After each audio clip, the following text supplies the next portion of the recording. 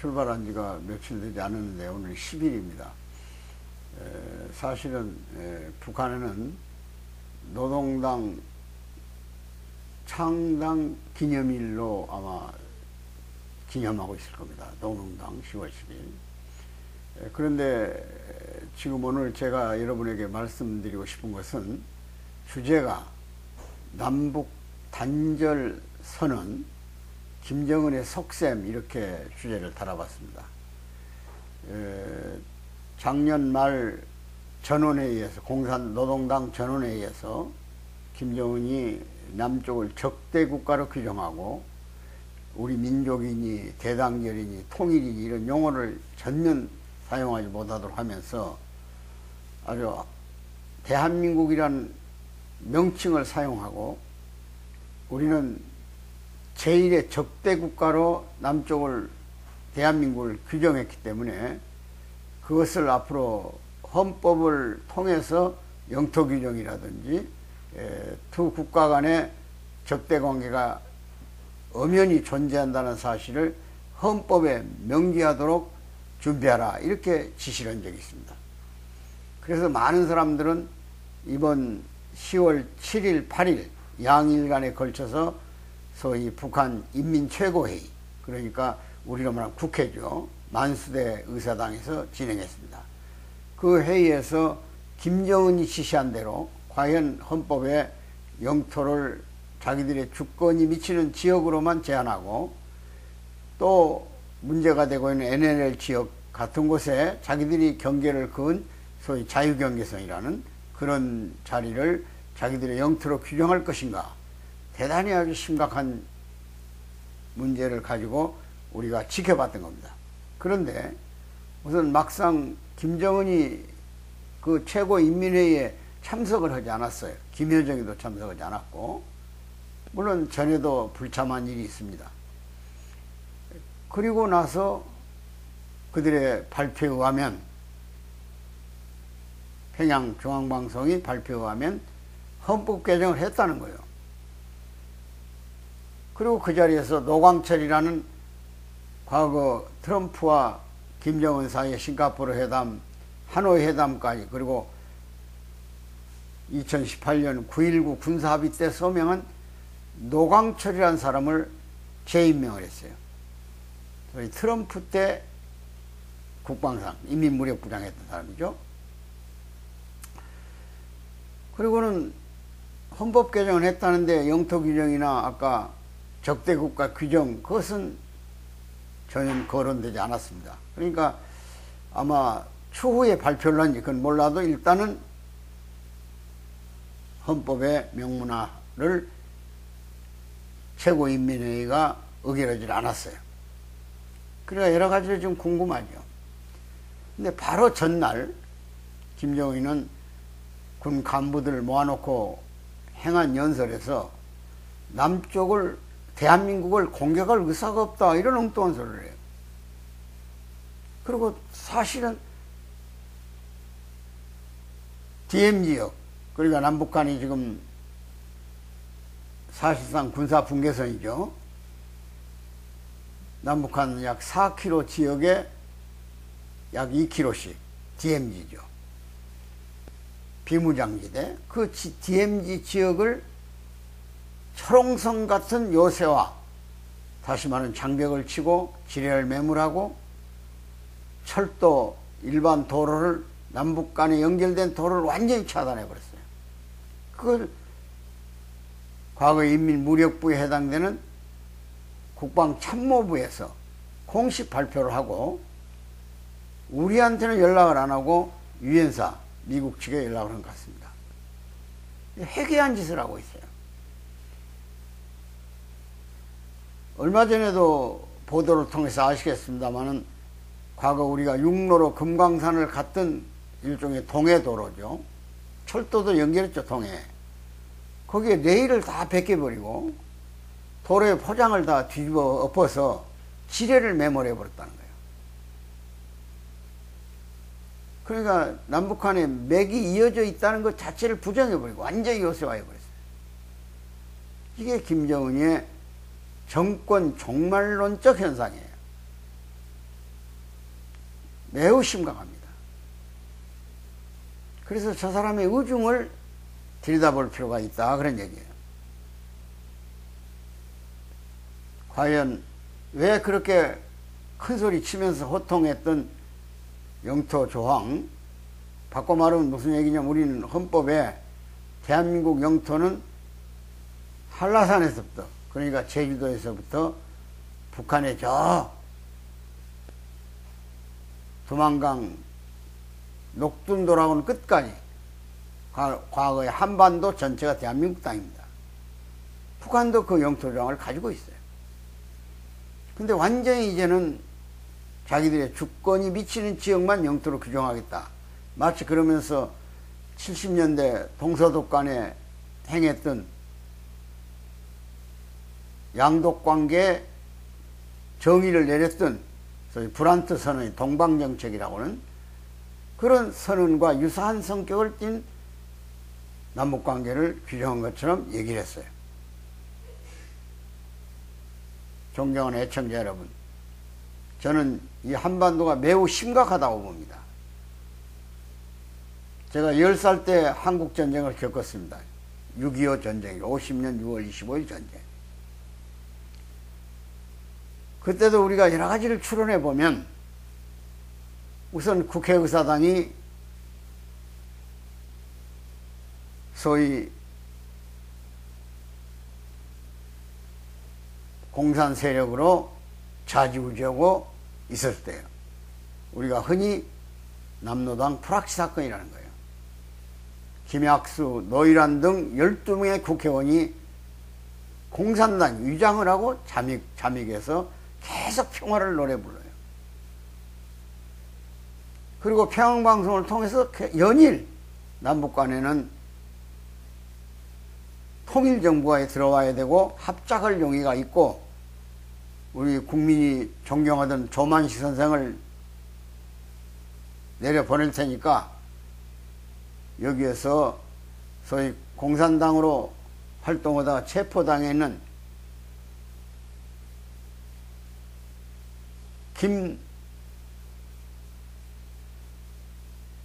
거물간첩이죠, 일종의.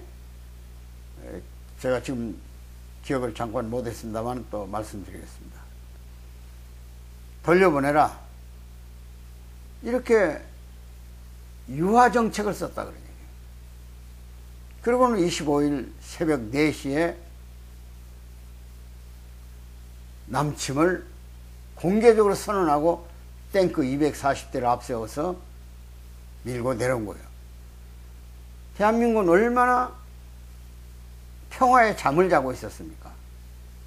전방에 있는 군대는 농촌으로 모심기 휴가를 보내버렸고, 27일 날 연대장 사단장급 인사이동을 감행해가지고 전선을 전혀 지휘관들이 이해하지 못하도록 만들어버렸고, 이태원에 있는 육군해관 준공식 때 국방장관으로부터 육군 참모총장 최병덕이 그 외에 많은 영광급 약 360명이 밤새 맥주 파티를 했어요. 이승만 대통령은 일요일날 낚시한다고 창경궁 호수에 가서 낚싯줄을 당기고 앉았었어요. 이게 바로 공산당들이 써오던 전술입니다. 그래서 김정은이 남쪽을 공격할 의사가 없다, 갑자기 그래요. 장사포, 방사포 지금 16,000기를 휴전선 일대 배치해놨어요. 에이엔트 전투기의 특수부대 20만 명을 즉각적으로 동원할 태세가 갖춰져 있습니다. 함경도 일대, 양강도 일대 지하 벙커에는 약 50여 기의 대륙간 탄도미사일을 유시해서 탄도미사일만 수십 기를 가지고 있어요. 300km로부터 600km, 1000km, 멀리는 15,000km까지. SLBM도 가지고 있어요. 잠수하면 어디를 공격할지 몰라요. 그리고 철저히 거리를 계산하고 있어요. 군산 비행장까지는 354km, 청주 비행장까지는 279km, 이런 식으로 거리를 다 재놨다 그런 얘기야. 계룡대까지는 300몇 km. 이런 김정은이가 노골적으로 남쪽을 핵무기로 공격하겠다고 선언도 하고, 또 남쪽은 우리 국가가 아니고 우리 민족이 아니고 우리 대한민국 아니니까 자기들의 적대 국가 아니고 언제든지 공격할 준비가 되어 있다, 이렇게 어제그제까지 큰 소리 친 사람이 갑자기 어제그제 최고인민회의 열리고 있는 그 전날 남쪽을 공격할 의사가 없다? 어떤 신문에 보니까 북한이 당분간 시간이 필요하답니다. 왜? 러시아하고 우크라이나 전쟁에 자기들의 재고된 무기를 전부 다 폭약, 폭탄, 152mm 포탄 이런 걸 전부 다 보내버렸다. 그래서 지금 생산을 시간이 필요하니까 아마 지금 공격할 태세가 장비, 군비가 또는 포탄이나 이런 것들이 다 모자라니까 아마 시간을 벌기 위해서 그런 말 하고 있는 것, 이렇게 신문을 읽은 적이 있습니다. 존경하는 애청자 여러분, 우리는 늘 공산주의자들의 본성을 알아야 됩니다. 그들은 전략이 있고 전술이 있어요. 전략은 철전 목표를 관철합니다. 그러나 전술은 시적절하게 바꿔요. 아마 김정은이도 그 부분에서는 김일성, 김정일을 속된 말로 빼다 박은 것 같아요.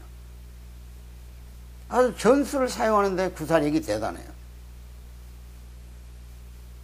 그러면서도 그런 그들의 강원 정책이죠. 강하고 약하게는. 지금 북한 내부가 엄청나게 아까도 지적한 정권 종말론적 현상에 와 있습니다. 우선 북한도 장마당 세대가 생겨났잖아요. 우리가 말하는 흔히 MZ세대죠. 20대, 30대 젊은이들이 주도권을 갖기 시작했어요. 그들이 정보에도 민감하고 또 전자장비나 IT, 인터넷 사용되는 따라갈 사람이 없지 않습니까? 그러니까 그들이 사회를 주도하는 거예요. 그러니까 우리 남쪽에 소위 K 음악으로부터 드라마로부터 영화로부터 세계를 쓸고 있지 않습니까? K컬처라고 그래요. 한국 문화. 이건 어디나 어김없이 다 들어가 있어요. 지금 어제 한글날입니다마는 우리 세종학당, 세종대왕의 참 위대함이 더 돋보이고, 우리 한글을 가르치는 세종학당이 88개국에 1200개가 들어가 있어요. 수강생이 현재 어제 날짜로 15만 6천 명이 수강을 하고 있더라고요. 북한이라고 예외가 아니에요. 그래서 북한이 제일 무서워하는 것이 우리 스피커예요. 전방에 있는 스피커. 전방에서 스피커에서 방탄소년단의 노래가, 또 아이돌의 노래가, 걸그룹의 노래가 흘러갈 때 북한 병사들도 어깨에 총을 메고 엉덩이를 흔들어대요. 이것이 K문화의 위력이에요. 북한의 지금 손전화, 우리가 말하는 스마트폰이 약 700만 대가 사용자의 손에 들려 있습니다. 왜? 장마당 경제를 운영하는 나라에서 정보 없이 장마당을 어떻게 운영하겠습니까? 장사가 되겠냐고요.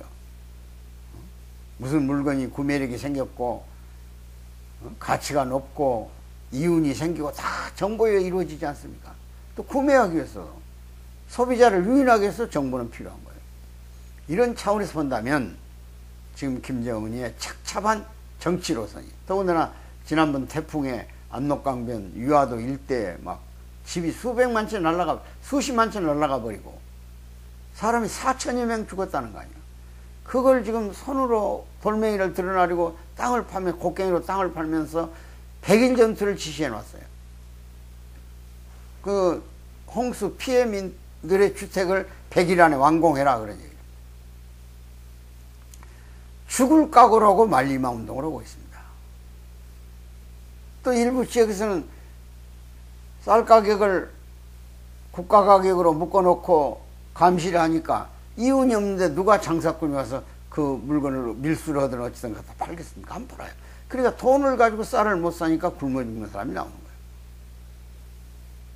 거기다 10+20이라고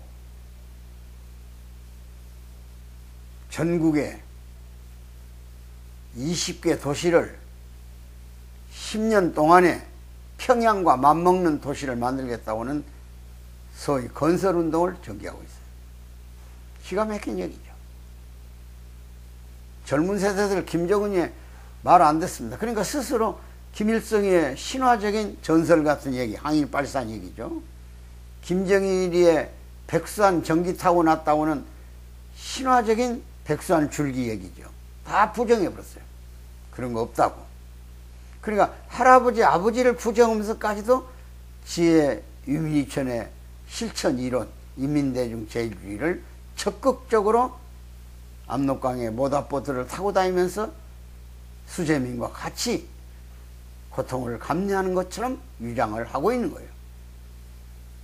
그는 철저하게 대한민국을 적화통일해서 그의 손안에 넣기를 기도하고 있을 겁니다. 그런데도 철면피 같은 저런 소리를 해요. 침략할 의사가 없다. 다만 0.0 평방미터라도 자기 영토가 피해를 보거나 남쪽이 건드리면 지체 없이 핵공격을 해서라도 적 국가를 괴멸시켜서 군사력으로 평정하겠다. 이따 것을 하고 있는 거예요. 존경하는 애청자 여러분, 저보다 한 몇 살 더 우인 어르신이 평생 그분도 통일 문제만 연구한 분이 최근 북한 동향을 6.25 직전에 북한에서 하던 김일성의 수작과 똑같다고 하더라고요. 저는 그 말에 깊은 공명을 받았습니다. 아, 저것들이 또다시 위선적인 위장 평화 전략을 구사하고 있구나.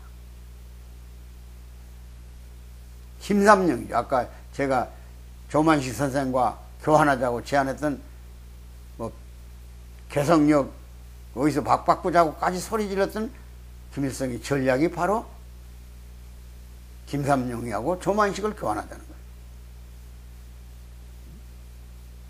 우리 김구 같은 위대한 항일 투쟁을 온몸으로 선수 지켜냈던 김구 주석 같은 분도 사기매담에서 48년 4월 달에 평양에서 남북한 제정당 사회단체 연석회의라는 게 있지 않습니까?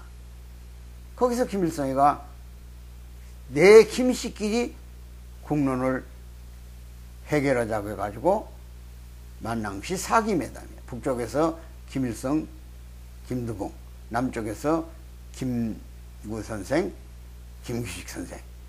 여기서 김구 추석도 북한의 군사적 진열장을 돌아다보고 전시해놓은 군사적 무기체계를 돌아보고 사실은 남북한 통일이 군사적으로 이루어질 수밖에 없다는데 동감을 했고 김일성이가 귀에다 대고 남북한 통일 대통령 되지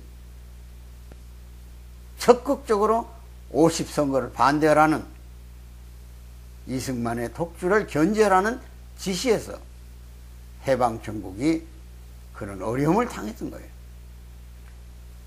우리 철저하게 지금 김정은이의 심적 고통을 이해할 필요가 있습니다.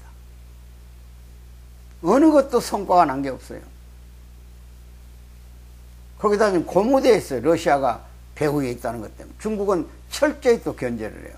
지금 중국 입장이 김일성이 전쟁 일으켜서 그 도와줄 만한 입장이 못 돼요. 은근히 중국은 지금 한국 측에 주파를 던지고 있는 거예요. 그나마 다행입니다. 그래서 우리 정부도 이번 기회에 철저하게 북한에 대한 철저한 정보를 분석하고 김정은의 심적 고통이 뭔가 그 속셈이 뭔가를 잘 보살피면서 강원 정책으로 오물쓰레기 풍선 날라온다고 군사적 행동해서는 안 돼요. 절대로 빌미를 줘서는 안 돼요. 이럴 때일수록 조심해야 돼요. 그냥 놔둬도 몇 년 후에 망하는 정권을 뭘 건드려서 국민들 피해를 주고 어느 영토 일부에라도 공격 대상이 되면 대단히 위험한 모험입니다. 더군다나 미국 총선까지 있는데 지금 미국 정권이 지금 해리스하고 트럼프 사이에 막중막하게 트럼프 정권이 들어올 위험성도 있어요. 이런 점에서 우리 국민도 철저히 감시해야 해요. 또 거듭 부탁드리지만 정치권은 나라 안보에 대해서 관심 가져야 돼요. 얼마 전 여론조사에서 대한민국에서 가장 위기라고 경각심을 갖고 있는 문제 중에 하나가 기후 문제가 나왔더라고요. 오히려 북한의 도발적 위험보다는 기후 문제가 더 위험하다고 그래요. 금년 여름에 엄청나게 우리가 시달렸지 않습니까? 이런 점에서 본다면 당연히 그럴 수도 있어요. 그러나 안보가 튼튼하지 않으면 경제를 지켜낼 수가 없어요. 전쟁이 나면 누가 한국에 투자하고 우리 제품이 마음대로 나가겠습니까? 그래서 전쟁에서 최고의 방법은 싸우지 않고 이기는 방법이에요. 싸우지 않고 이기는 방법을 철저하게 연구해야 돼요. 유연한 정책, 북한의 오판에 대한 오만에 대한 경계를 철저히 해야 돼. 지혜롭게 대처해서 그들에게 전쟁의 구실을 주어서는 안 되겠다. 왜? 정신 이상자라는 조건이 생기면 그 충동을 못 견디네요. 지난 10월 1일 국군의 날 우리 현무5 엄청난 위력으로 북한의 전술핵보다 그 위력이 버금가거나 더 무서운 현무5가 우리 현장 앞에 나타났고, 또 B-1B라든지 F-22 전투기 대열이 김정은이 벙커를 파고 들어가서 저놈 참수, 김정은이 머리를 따가지고 올 만한 정보 능력도 파괴 능력도 또 지하 땅굴도 파버릴 수 있는 그런 위력을 전개했어요. 그러니까 김정은이 제정신이 아니죠. 이런 면을 경각심을 가지고 다시 한번 상기해보는 한국전쟁의 전후를 우리가 읽어볼 줄 아는, 그래서 한국 현대사를 다시 한번 젊은이들이 탐독해서 6.25 전야에 어떤 일이 있었는가를 좀 더 심도 있게 생각해보는 우리 한국인이 되기를 기대하면서 오늘 말씀을 마칩니다. 대단히 감사합니다.